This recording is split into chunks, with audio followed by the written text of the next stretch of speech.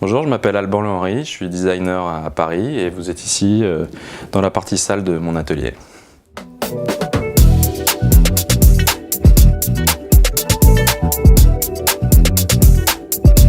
Alors donc ici on se trouve dans la partie salle de l'atelier, qui est une partie que j'aime beaucoup puisque c'est un peu il y a un petit côté chambre d'enfant améliorée, celle qu'on aurait toujours voulu avoir quand on était un peu plus jeune. Et j'y passe beaucoup de temps parce que c'est une façon de faire beaucoup de raccourcis en fait sur mon travail, de réussir à trouver tout de suite des sections, des proportions, des assemblages, de travailler sans même trop réfléchir, parfois de manière très automatique, sans même dessiner, ça peut arriver.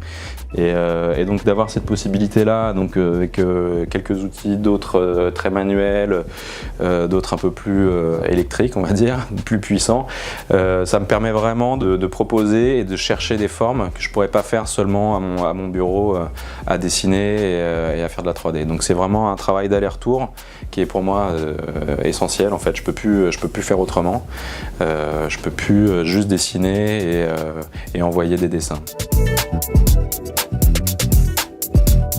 Cette chaise, c'était d'ailleurs un peu plus compliqué parce que comme c'est du métal et que je suis pas un grand travailleur du métal, j'ai fait quelques prototypes du coup en cuivre en faisant des essais et donc ici ce qui était intéressant, c'est de pouvoir juste travailler sur les proportions, hauteur de chaise, les courbures de dossier, vérifier avant de mettre en place tout un système un peu plus compliqué, de vérifier que ça fonctionne. Moi j'ai dessiné cette chaise dans quasiment la forme où elle est là présente et en fait sans le savoir, il y a certains rayons, certains détails qui imposaient un certain type de machine en fait. C'est une commande numérique pour courber les tubes.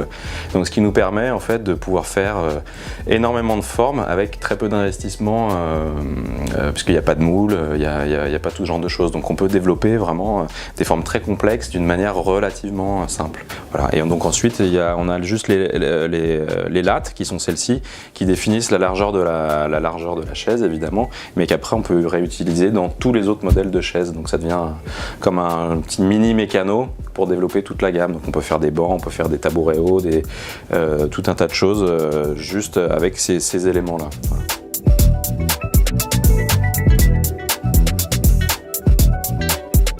Pour ce salon Maison et Objets 2019, je présente une variante, une adaptation et une évolution pour vraiment compléter cette gamme où on a donc déjà un grand banc, des tabourets hauts, des tabourets un peu moins hauts, un tout petit tabouret d'appoint, ces chaises-là avec et sans accoudoir.